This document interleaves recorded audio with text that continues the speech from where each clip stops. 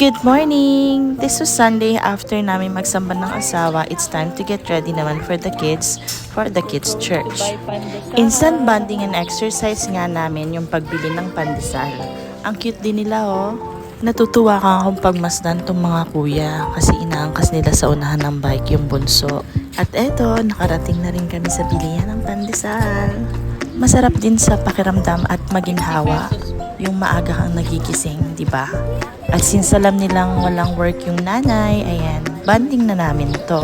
Nakasabay nga namin sina Lola at tinanong ako kung anak ko to lahat. Anak mo yan. Mga barako daw. Sabi ni Tor, limo. Aba, limousine pala to. Walking na ulit kami, pabalik ng bahay at nag-agahan na rin. After nyan, agad naman nag-ready sa pagsamba at pumunta na kami sa dako.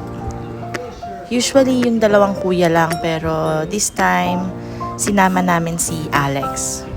Turning 4 years old na din kasi siya soon. Hindi na ako sumama sa loob at thankfully natapos ni Alex yung service. After that, meron din party kasi meron may birthday. Boys banding ito and then kami din magpipinsan.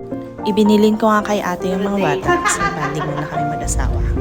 Bilang work from home, gusto ko rin lumabas minsan and na-realize ko parang per months na di pa tayo nagda-date this year.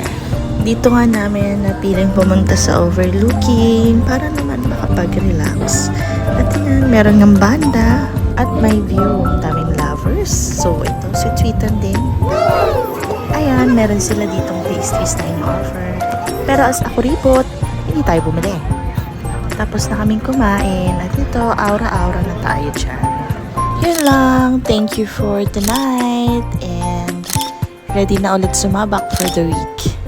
Bye-bye!